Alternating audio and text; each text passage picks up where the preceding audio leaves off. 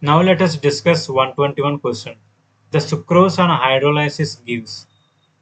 We know that sucrose on hydrolysis gives glucose and fructose, but its positions beta alpha, alpha beta, alpha beta, alpha beta.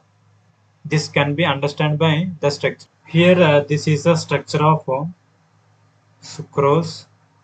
The sucrose which contains the alpha D glucose and beta D glucose linked through glycosidic linkage.